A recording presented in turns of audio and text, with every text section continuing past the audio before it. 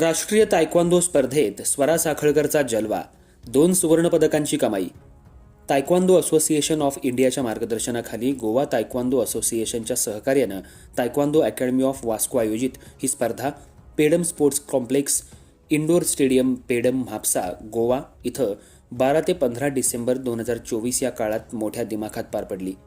देशभरातून नागालँड ते तमिळनाडू आणि पंजाब ते आसाम अशा विविध राज्यातून अनेक खेळाडू या स्पर्धेसाठी गोव्यात दाखल झाले होते.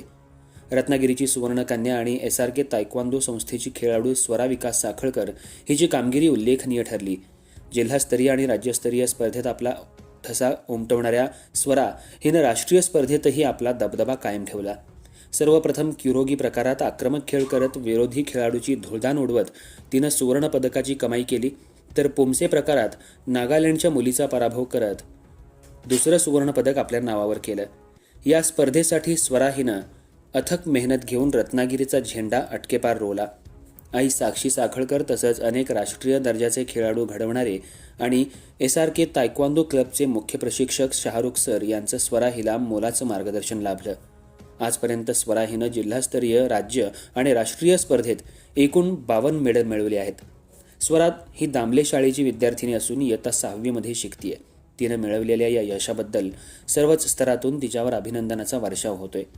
तायक्वांदो असोसिएशन ऑफ महाराष्ट्रचे अध्यक्ष डॉक्टर अविनाश बारजगे, महासचिव मिलिंद पाठारे, उपाध्यक्ष प्रवीण बोरसे, खजिनदार व्यंकटेश्वरराव करारा, रत्नागिरी जिल्हा सचिव लक्ष्मण कर्रा, कोषाध्यक्ष शशांक घडशी, तायक्वांदो प्रशिक्षक प्रशांत मकवाना, मिलिंद भागवत, क्लब उपाध्यक्ष अमोल सावंत, सचिव शीतल खामकर, कोषाध्यक्ष अंजली सावंत, सदस्य विरेश मयेकर, निखिल सावंत, कांचन काळे यांनी स्वराचे विशेष कौतुक करून पुढील वाटचालीसाठी शुभेच्छा दिल्या आहेत.